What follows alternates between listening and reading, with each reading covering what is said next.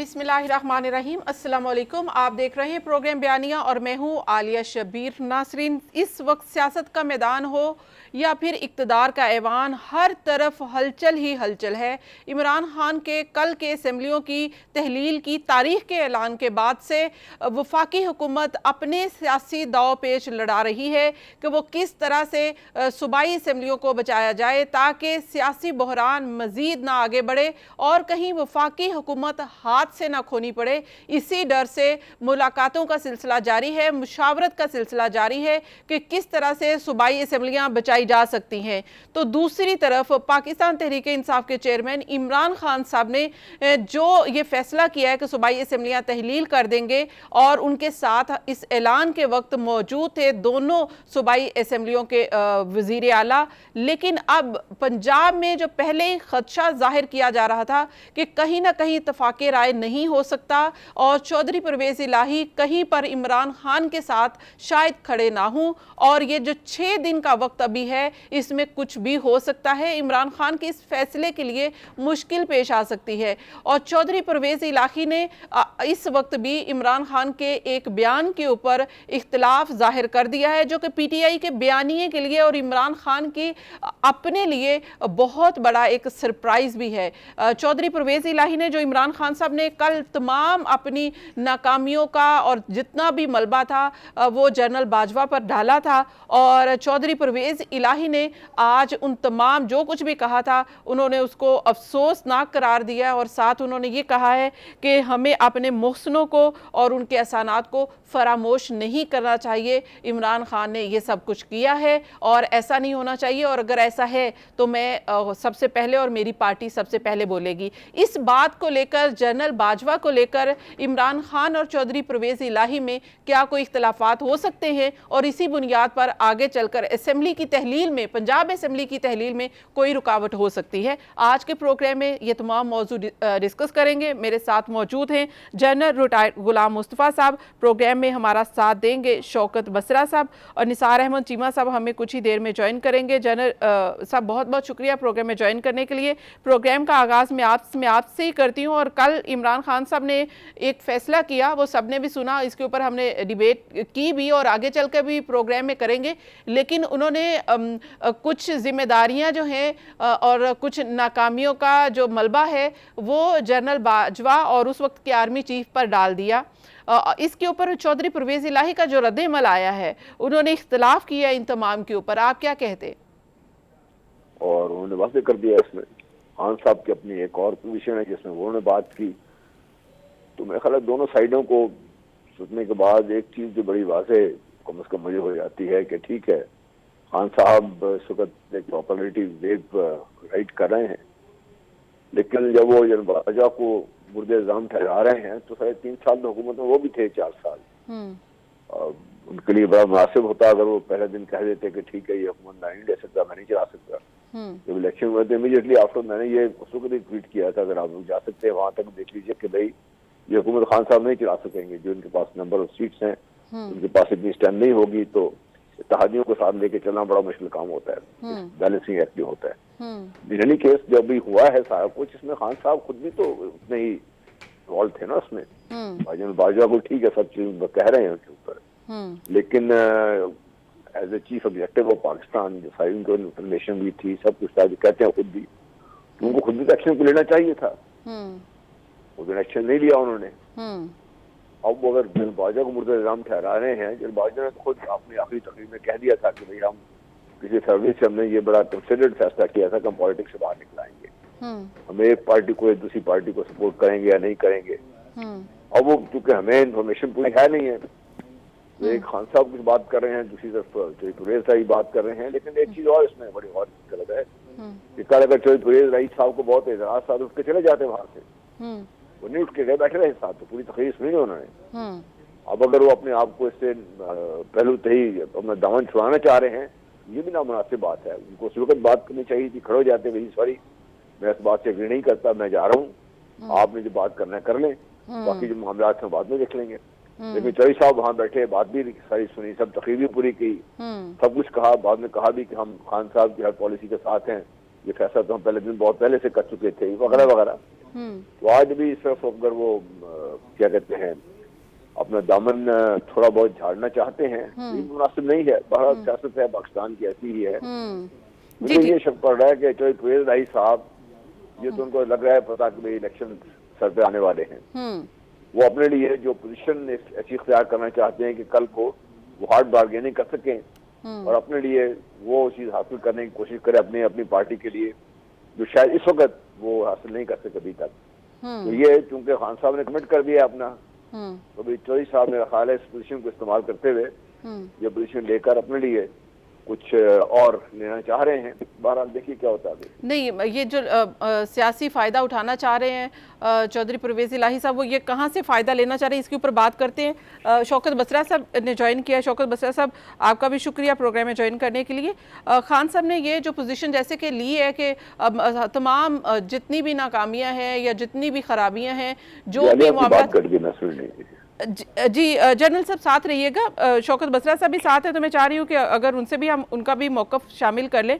बसरा साहब कि जैसे कि अभी जनरल साहब भी कह रहे थे कि इस वक्त अगर इमरान खान साहब को ये तमाम मसाइल थे जिनका वो एतराफ़ कर रहे हैं, तो ये तो असूली तौर पर तो उनको उस वक्त हुकूमत में रहना ही नहीं चाहिए था, उसी वक्त कहना चाहिए था कि मैं हुकूमत से बाहर आ रहा हूँ।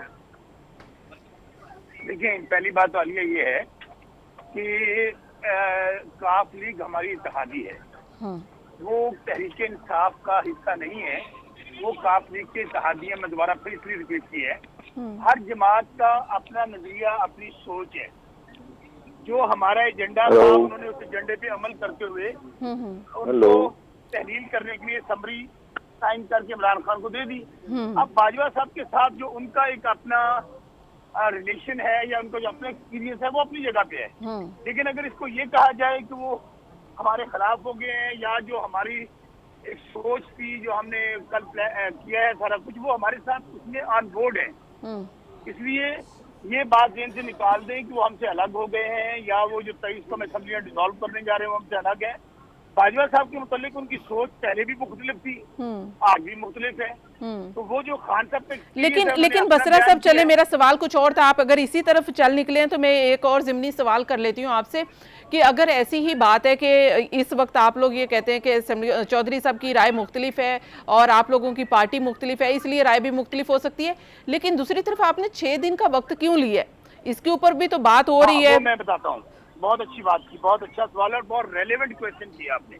देखिए, हमारी पहले दिन से जितनी जद्दोजहद तबदो है वो इस बात के लिए है कि पाकिस्तान मुआशी तौर पर बहुत गैर मुस्तकिम हो रहा है और हर आने वाला दिन पाकिस्तान के लिए बहुत ही भारी साबित हो रहा है। हम ये चाह रहे हैं कि अगर आपके सियासी इस्तेहकाम होगा तो मुआशी इस्तेहकाम आएगा आलिया। उसके लिए हम पहले दिन क्या कहा कि आए फेयर एंड फ्री इलेक्शन करवाएं ताकि लोग अच्छा बस करते हैं। मेरी बात मुकम्मल कर लूं। ये जो हमने दिन दिए हैं वो भी अभी भी इसलिए दिए हैं कि आए जो अभी तक आरिफ अलवी साहब के साथ वो लोग मिल रहे थे, मैं आपको बताता हूँ किस लिए मिल रहे थे। वो इसी बात के लिए मिल रहे थे कि डायलॉग चल रहा था, हम कह रहे थे हम असेंबलियां डिसॉल्व नहीं करते, आप हमें इलेक्शन की डेट दे देना, हम आपके साथ बैठ जाते हैं, और वो हमारे डायलॉग नाकाम हो गए। नंबर 1, अभी भी हमने जो टाइम दिया है इस वजह से दिया है कि आए हमारे साथ बैठे, डायलॉग करें। अगर आप बात किसी पे आते हैं तो हम असेंबलियां डिसॉल्व नहीं करेंगे, लेकिन अगर 23 तक वो हमसे राब्ता नहीं करते, वो हमसे नहीं बैठते, तो डेफिनेटली हम तो हमारी समरी तो चली जाएगी।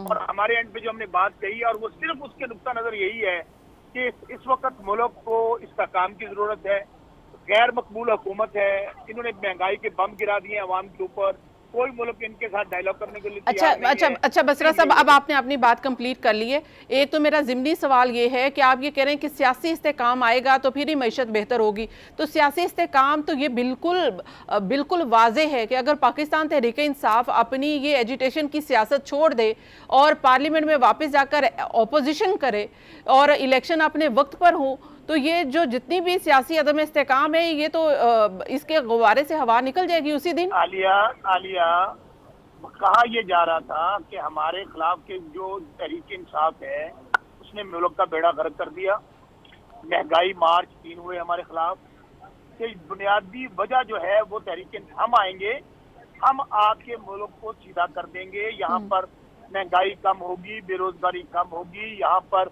आपको पेट्रोल सस्ता मिलेगा, डीजल आपने सस्ता खुद ही मिलेगा, कहा है कि खाने इसकी पीने- वजह, आपने खुद ही सुन तो अपने ले। सवाल, जी ठीक है, सुन तो लेना, सुन ले, बात हाँ। बात पूरी कर लूं। अच्छा, हमें इन्होंने एक साजिश के ताबे मुदाखलत करके अलग कर दिया। हम्म। अब 13 पार्टियों ने 7 महीने में जो मुल्क का हाल किया है, तो मुझे बताइए, हमारे साथ जाने से वो हम तो वजह थी इस मुल्क को बेड़ागर्क करने की।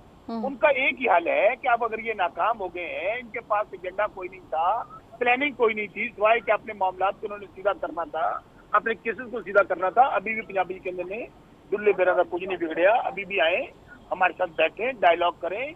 23 तारीख अभी बहुत दूर है, अगर नहीं तो हम तो असेंबली डिसॉल्व करके दोनों असेंबलियों का इलेक्शन करवा देंगे, बस दैट्स ऑल। जी ठीक है।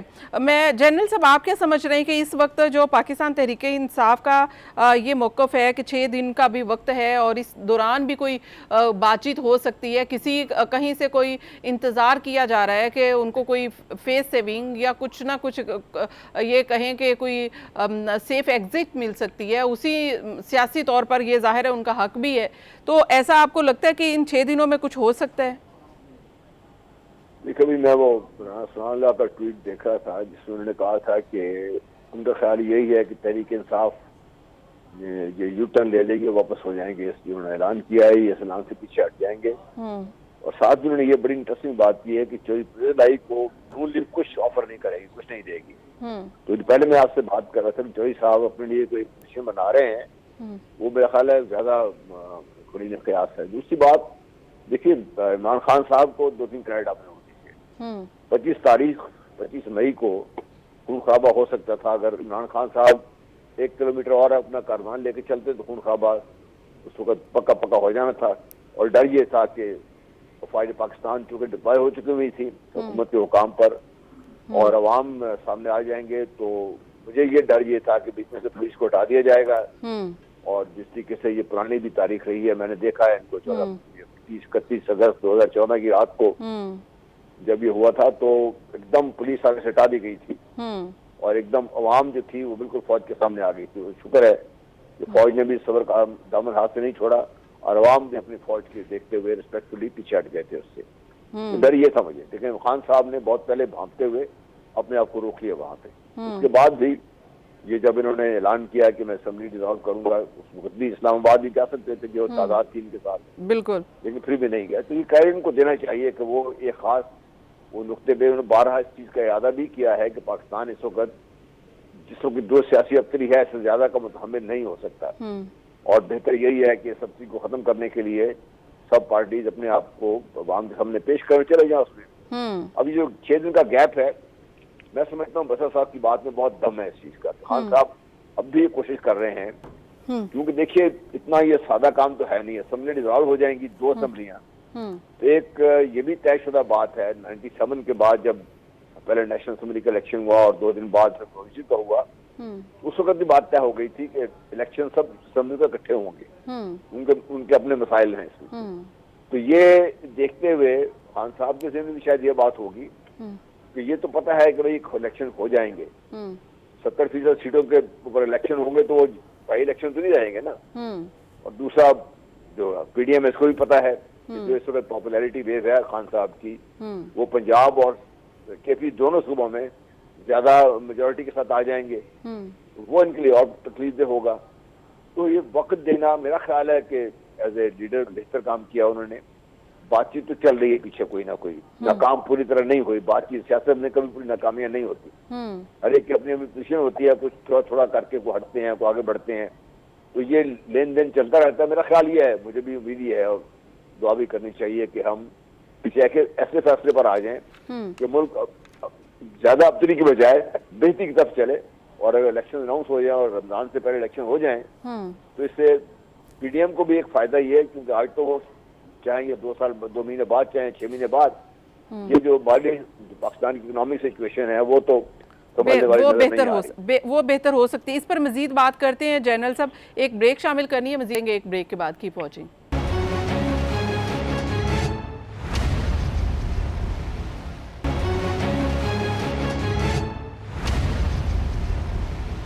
वेलकम बैक नासरीन, प्रोग्राम एक बार फिर से खुशामदीद। बात कर रहे थे कि इस वक्त जाहिर है कि अगर कोई इन 6 दिनों में कोई डायलॉग के ज़रिए कोई बेहतर हल निकल सकता है तो हमें वो निकालना चाहिए। ये मुल्की मुफाद में है ताकि कोई स्टेबिलिटी एटलीस्ट आए, लेकिन ये स्टेबिलिटी में सियासी फ़ायदा और सियासी नुकसान ज़्यादा देखा जा रहा है। इसी नुकसान के तनाजुर में तमाम फैसले किए जा रहे हैं। PMLN हो या फिर PDM की सूरत में हो, किसी सूरत पर पीछे हटने को तैयार नहीं है, जबकि PTI भी ये चाह रही है कि अभी एटलीस्ट वो पीछे हटने के लिए तो कहीं ना कहीं उनका कुछ ना कुछ नज़र तो आ रहा है, लेकिन फेस सेविंग या ये चाह रहे हैं कि सेफ एग्जिट हो जाए। इसके लिए बसरा साहब, जैसे कि डायलॉग की ऑप्शन दी गई है, लेकिन आप लोग दूसरी तरफ पार्लियामेंट में भी जाना चाह रहे हैं कि कौमी असम्बली में जाया जाए, वहाँ पर इस्तीफे देने की बात की जाए। तो कौमी असम्बली में जाते हैं, वहाँ पर किस तरह से इस्तीफे देंगे? स्पीकर के सामने पेश होंगे इंडिविजुअल, या फिर पार्लियामेंट में जाएंगे, फ्लोर ऑफ द हाउस जाकर आप लोग स्पीच के ज़रिए आप लोग रिज़ाइन करेंगे जैसे जावेद हाशमी ने किया था? आलिया, पहली बात तो ये है कि हमने अभी जनरल साहब ने बहुत अच्छी बातें की हैं। आप मुझे बता दें कि इस वक्त मुल्क क्या चल रहा है, क्या इस वक्त आपके हालात जो हैं पूरी दुनिया के अंदर, इसका इस्माइल हमारा वजीर खजाना तो नहीं रहा, 6 महीने नहीं का वजीर खजाना रहा। उसकी गुफ्तगू अगर आपके पास कोई क्लिप पड़ा तो चला दें। दूसरी बात, क्या मुल्क आपकी हुकूमत से, आप हुकूमत ज्यादा अजीज है मुल्क से आपको? पहली बात तो ये है। दूसरी बात, हम इनसे, मैं फिर कह रहा हूँ कि हमारे लिए तो बहुत सूट करता था कि खान साहब काली असम्बलियाँ तोड़ देते। हम 5-5 साल के लिए मेजोरिटी के साथ सूबा पंजाब में भी जीत जाएंगे, KP में भी जीत जाएंगे। हम क्यों टाइम दे रहे हैं? हम अपनी जात के लिए अगर सोच रहे होते, अपनी सियासत के लिए सोच रहे होते तो तब तक ये हम इलेक्शन करवा चुके होते। लेकिन हम सिर्फ और सिर्फ पाकिस्तान की खातिर, मुल्क की खातिर चाह रहे हैं कि तो रास्ता निकल आए। अब हमने आपने कहा कि मरकज में क्या करेंगे आप? हम ऑलरेडी इस्तीफे दे चुके थे, on the floor of the house दिए थे, इन लोगों ने इस्तीफे तस्लीम नहीं किए। अब सूरत देख लें कि हमने अप्रैल में क्या किया, पिक एंड चूज करना शुरू कर दिया। हमारे कमजोर थे हल्के निकाल लिए, खान साहब वो भी जीत गए। अब हम जाएंगे जहां हम लेटर लिख दिया है। होना तो ये चाहिए था कि स्पीकर हमें कहते कि आप कल मंडे को इतने बजे मेरे पास आ जाएं। अभी तक उन्होंने नहीं कहा। अब अगर इजलास चल रहा होगा, हम इजलास के अंदर चले जाएंगे, जहां स्पीकर साहब बैठे होंगे उन स्पीकर साहब के पास चले जाएंगे, खा वो चैम्बर में हो, खा वो जहां भी हो, हम वहां जाकर अपने कहेंगे ये हम अपने इस्तीफे दे रहे हैं। वो 120 लोग, 125 लोग हों, वो इस्तीफे मंजूर कर लें, दैट्स ऑल। और उसके बाद मैं फिर कह रहा हूँ कि आज भी हाल यही है कि मुल्क का सोचें। आप अगर बहुत पॉपुलर हैं, 13 जमातें इकट्ठी हैं, इमरान खान का तो बिल्कुल वो नाकाम हो गया था, उसके साथ अवाम नहीं है, तो फिर डर किस बात का है? डर किस बात का है? आप तो मांगते रहे इलेक्शन, कहते रहे कि ये रिग्ड असेंबलियां हैं, इमरान खान अवाम में जाएगा तो लग पता जाएगा। अब क्या हो गया? लेकिन बसरा साहब, PMLN का या PDM के लोगों का या पीपल्स पार्टी किसी से भी पूछ लें तो वो ये कहते हैं कि ये इक़्तिदार से निकलना नहीं चाहते, ये सूबाई असम्बलियों से निकलना नहीं चाहते और ना ये निकलेंगे। आप देख लें, कमर ज़मान कायरा हो गया या फिर राना सनाउल्लाह हो गए या पीपल्स पार्टी के दीगर रहनुमा हो गए। सईद गनी साहब ने ये कहा है कि तारीख पे तारीख दिए जा रहे हैं, खान साहब इस्तीफे तो दे नहीं रहे, अब बस भी करें इस्तीफे दे दें। यानी कि उनको लग रहा है कि ये सिर्फ और सिर्फ सियासी एक किस्म की चाल है जो खान साहब चल रहे हैं। इस्तीफे उन्होंने देने नहीं है, असेंबलियां उन्होंने तहलील नहीं करनी, सिर्फ प्रेशर है। देखिए, कल का अब ऐसे अंदाजा लगा लें कि आपके 8 महीने पहले, अगर फिर कह रहा हूँ, क्लिप निकाले ना, पूरी लीडरशिप जो 13 जमातों की, वो क्या कहते थे कि दोनों असेंबलियां डिसॉल्व कर दें, इशू हल हो गया, पूरे मुल्क में इलेक्शन हो जाएगा। अच्छा, हमने कल का कह दिया, अब इंशाल्लाह ये बात भी आपके सामने 23 को आ जाएगी। लेकिन अब उनके बयान सुने, वो अब क्या कह रहे हैं? कल का उन्होंने यू टर्न ले लिया, यू टर्न से बल्कि अगला टर्न ले लिया। देखते हैं, करते हैं, क्या करना है। भाई, उनको तो फौरी तौर पे ये कहना चाहिए था कि हम वेलकम करते हैं। 23 तारीख को हम बिल्कुल डायलॉग नाकाम हो गए और 23 तारीख को इसका हल निकाल कर असेंबली डिसॉल्व कर दी जाए। सो हमने तो अपनी तरफ से क्लैरिटी के साथ मौका दिया उनको। अदरवाइज अब वो अपनी बात पर कायम रहे, हम अपनी बात पर कायम हैं। लेकिन बसरा साहब, ये तो वही मौका दिया है जो पीडीएम ने पीटीआई को दिया था। जब वफाक में तहरीके अदम एतमाद आई थी तो उन्होंने कहा था तहरीके अदम एतमाद के लिए वो कह रहे थे कि तहरीके अदम एतमाद आ जाएगी, हम ले आएंगे, खान साहब असेंबली तहलील करें, इलेक्शन कॉल करें, लेकिन खान साहब ने नहीं किया था। और आज ऐसा ही वो भी कर रहे हैं कि वो भी आप कुछ भी करें वो नहीं आम इंतखाबात की तरफ आएंगे। आलिया, बड़ा अच्छा सवाल किया आपने। मैं फिर आपको यही कह रहा हूँ ना, 23 दूर है, अब दिन तो रह गए हैं टोटल 5। और ये पाकिस्तान की तारीख क्या, दुनिया की तारीख में पहली बार हुआ है। हमारी अपनी हुकूमतें हैं, पंजाब और केपी पाकिस्तान का 80% बनते हैं। कभी नहीं किसी ने अपनी असेंबलियां तोड़ी, कभी किसी ने नहीं कहा कि आए हम इलेक्शन में जाते हैं। ये इमरान खान या जो इतना बड़ा अवाम पे अपना इस्तेमाल का इजहार कर रहा है। तो गुजारिश ये है कि अगर हमें सिर्फ हुकूमत करनी होती या हमें टीटियां लगानी होती, पैसे इकट्ठे करने होते, लूटमार करनी होती, हमारे पास तो 80% की हुकूमत मौजूद है।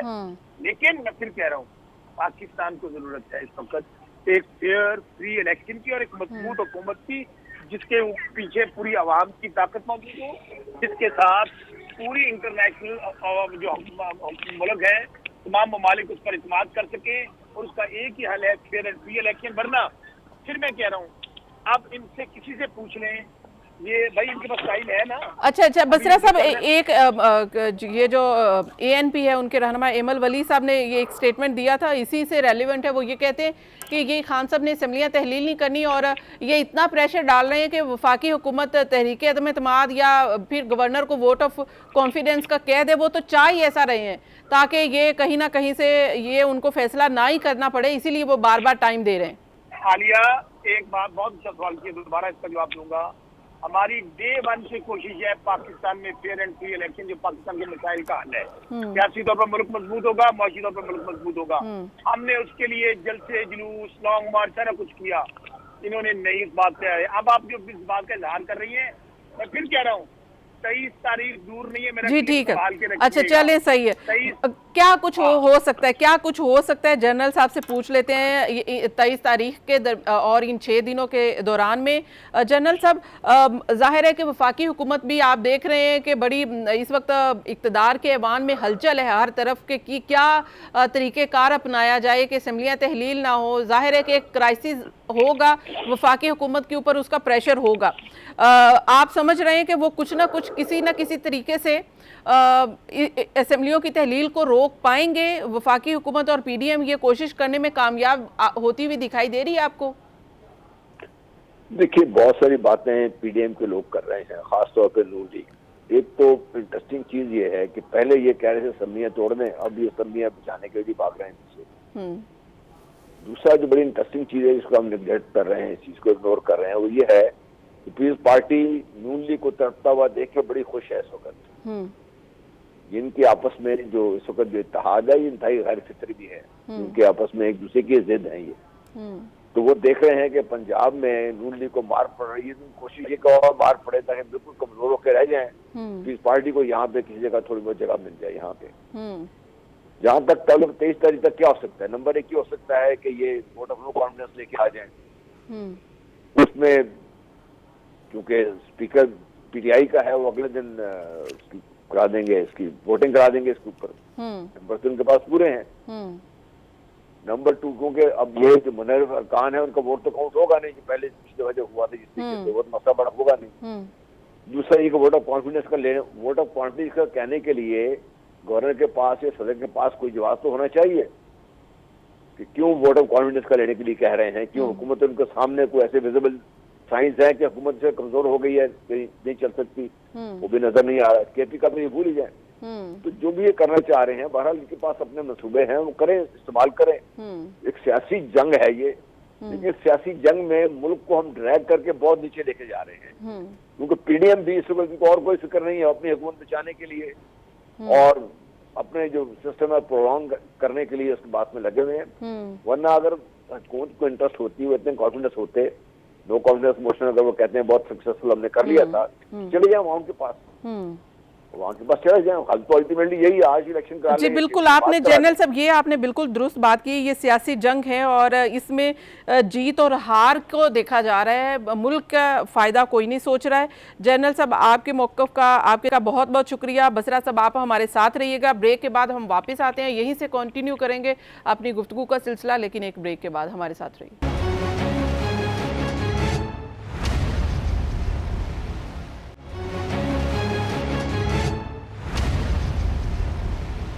वेलकम बैक नाज़रीन, प्रोग्राम एक बार फिर से खुशामदीद।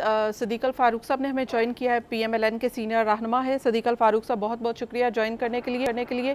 अब इस वक्त ये बताइएगा, हर तरफ हम देख रहे हैं मुलाकातें हो रही हैं, सियासी बहुत सारे फैसले हो रहे हैं, दाव पेच लगाए जा रहे हैं कि कहाँ पर एडजस्टमेंट हो सकती है। असम्बलियाँ तहलील होने की बचाने की कोशिश की जा रही है, PDM की जमातें कर रही हैं। PMLN ज़ाहिर है इसका पंजाब में एक बड़ा स्टेक है, तो ये भी सरे फहरिस्त है। तो आप क्या समझ रहे हैं कि ये इसमें कामयाबी किस हद तक मुमकिन है?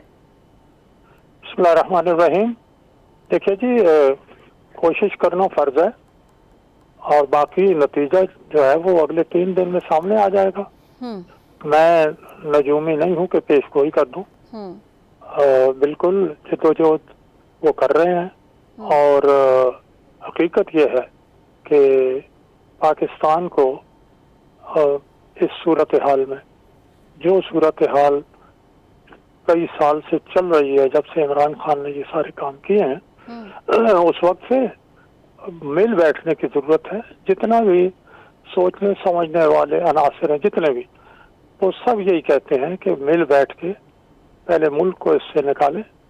PDM ने भी सियासत बचाने की बजाय रियासत बचाने के लिए अदम एतमाद की थी।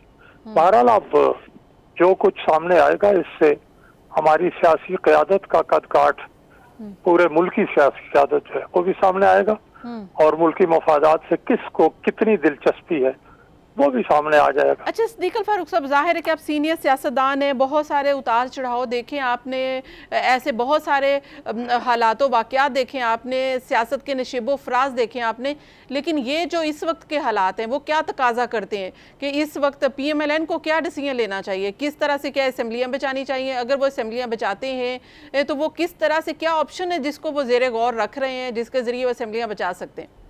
देखिए, PMLN ने, बल्कि पूरी अपोजिशन जो इस वक्त हुकूमत में है, उन्होंने तो इमरान खान का भी साथ दिया कदम कदम पे, चाहे वो TLP का धरना हो, चाहे वो इंडियन एग्रेशन हो, चाहे वो कोरोना हो, चाहे वो उनको ऑफर की कि बैठते हैं इकोनॉमिक चार्टर पे, आइए बिल के बैक बात करते हैं, वगैरह वगैरह। तो उन्होंने उस वक्त भी मुल्क की खातिर ये ऑफर की और ताउन किया इमरान खान के साथ। फिर जब शहबाज शरीफ साहब ने वजारत उज़्मा का हल्फ उठाया, तो वहीं खड़े जब प्रेस से बात की तो उन्होंने फिर अपना ग्रैंड डायलॉग की बात की, वगैरह वगैरह। तो अब इस वक्त जो भी सूरत हाल है उसमें मैंने अर्ज किया ना कि बिल्कुल हम तो चाहते हैं कि मामला इफ़हाम व तफ़हीम से आगे बढ़ें, लेकिन अगर ये नहीं बढ़ते तो जिस हद तक हमारे इख्तियार में है उस हद तक तो हम कोशिश करेंगे, बाकी अल्लाह के हवाले। जी ठीक है, आपके जो इख्तियारात हैं उसमें किस किस कदर जो है उसमें गुंजाइश मौजूद है? चौधरी बरादरान को क्या ऑफर की जा रही है? चौधरी शुजात साहब से मुलाकात की है प्राइम मिनिस्टर ने, मियाँ साहब ने, क्या लगता है कि क्या चौधरी परवेज़ इलाही को कायल करने की कोशिश की है कि समरी मूव ना करें या वोट ऑफ नो कॉन्फिडेंस के लिए वो ले लिया जाए ताकि इस वक्त हालात को थोड़ा सा कूल डाउन किया जाए? देखिए जी, मैं चूँकि ये मुलाकात हुई है वज़ीर आज़म साहब और चौधरी शुजात साहब के दरमियान, मैं तो वहाँ मौजूद नहीं हूँ, तो मैं ऐसे ही मतलब अंदाजा लगाऊं या झूठ बोलूं तो ये बात दुरुस्त नहीं है। वो खुद बोलेंगे, बताएंगे। जी ठीक है, लेकिन जाहिर है कि फैसले सामने आएंगे तभी पता चलेगा। लेकिन जाहिर है कि इतनी आपकी ये जो एक्सपीरियंस है उसके मुताबिक तो यही इम्कानात, हर इम्कान जो है ना जी, देखिए इम्कानात पे ही बात होती है, वो सामने है सारी बातें जो आपने खुद अपने सवाल में 2-3 सवाल उठाए हैं। ज़ाहिर इन तमाम चीजों पर बात होती है, लेकिन हतमी क्या हुआ वो मैं नहीं बता सकता, मुझे मालूम नहीं। जी ठीक है। लेकिन आप क्या समझ रहे हैं कि ये इमरान खान साहब भी इस वक्त असम्बलियाँ तहलील करने के हक में हैं?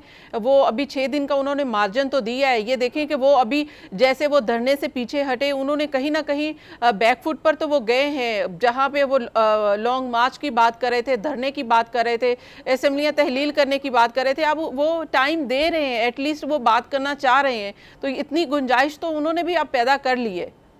देखिए ये 4 दिन है, क्योंकि कल उन्होंने ऐलान किया 22 वो कहते हैं हम तोड़ेंगे, दरम्यान में 4 दिन है।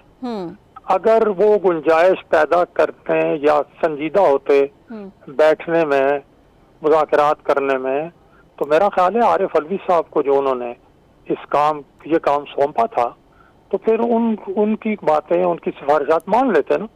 मेरा ख्याल है वो लोगों को यूज करते हैं, और ये उनकी यानी शख्सियत का हिस्सा है कि जो इन पर एहसान करता है एक तो उसकी एहसान फरामोशी करते हैं। ये तो आज चौधरी परवेज इलाही साहब ने भी कहा है। अच्छा, बिल्कुल उन्होंने पेशानी पे आंखें रखी, चाहे वो क्रिकेट हो, चाहे वो सियासत हो, चाहे वो शौकत खानम में जिन्होंने इनकी मदद की वो हो, उसके बाद हो बाजवा साहब हो जिन्होंने इनको वजीर आजम बनवाया, और फिर आज बाजवा साहब उनके टारगेट पे हैं। तो ये तो उनकी यानी फितरत का हिस्सा है। बाकी जब तक वो इंतहाई दबाव में नहीं आते वो बात मानते नहीं है। अब सामने केसेस हैं, वो इकरारी मुजरिम है। उन्होंने तो इल्जाम लगाए नवाज शरीफ साहब, शहबाज शरीफ साहब समेत बहुत से लोगों पर, उनको हत्ता के गैर मुल्की अदालतों ने भी और गैर मुल्की इदारों ने भी क्लीन चिट दी। अब इन पर इल्जाम नहीं है, ये तो इकरार करते हैं कि तोशा खाना से हमने चीजें ली हैं, बेची हैं, अच्छा किया है। जो फॉरेन फंडिंग है उस पे जाहिर है वो इनकार नहीं कर सके, वहां भी उनके वकील ने एतराफ किया है। तो ये तमाम चीजें इकरारी जुर्म है, इनमें जाहिर है अदालतों ने अब कार्रवाई शुरू कर दी है और ये फौजदारी जुर्म है। तो अच्छा चलें ठीक है। बसरा साहब हमारे साथ है। शौकत बसरा साहब, अब ये जैसे कि ये कहा जा रहा है कि ये शायद इमरान खान साहब भी ऐसी गुफ्तगू भी सामने आती है कि इमरान खान साहब भी अपने केसेस को विथड्रॉ करवाना चाहते हैं कि ये ख़त्म किए जाएं, कुछ ना कुछ इस पर भी बातचीत हो रही है। तो क्या ये NRO नहीं है जो इमरान खान साहब अगर ऐसा चाहते हैं तो? अच्छा, पहली बात तो किसी किस्म की ऐसी ना कोई बातचीत हो रही है, ना कोई अंडर डिस्कशन है। आपने देख लिया 7 महीने से कभी तोशा खाना, कभी घड़ी, कभी फरागोगी, कभी ऑडियो, कभी वीडियो, कुछ कर रहे थे। इन्हें कहेंगे अपना शौक पूरा करें। बिल्कुल हम इनको नहीं कहते, वो इनका हक है और ये हक कोशिश कर रहे हैं कि 7 महीने में निकला। एंड ऑफ द डे क्या है इनके पास? घड़ी, और वो घड़ी जो तोशा खाना में कानून और आइन के मुताबिक खरीदी गई, ली गई। वहां से तो लोगों ने बड़ी बड़ी मर्सिडीज गाड़ी, पता नहीं अब इनको कई फहरिस्त जारी कर दें, ये हुकूमत है ना, किसने वहां से क्या क्या तोशा खाना से लिया था। नंबर 1। नंबर 2, फिर मैं कह रहा हूँ कि फारूक साहब मेरे बड़े भाई हैं, बिल्कुल आरिफ अलवी साहब के साथ यही डायलॉग चल रहा था कि आप हमें डेट दें, डेट देते हैं तो हम वापस असेंबली में भी आते हैं और आपसे बैठ के बात करते हैं। वो डायलॉग नाकाम हो गया। इसके बाद भी खान साहब ने दोबारा ये इनको मौका दिया 4-5 दिन का, सिर्फ only for the sake of Pakistan, only for the sake of Republic of Pakistan, क्योंकि इस वक्त पाकिस्तान एट स्टेक है। हम चाहते हैं कि डायलॉग के जरिए बैठकर बातचीत का हल निकाला जाए।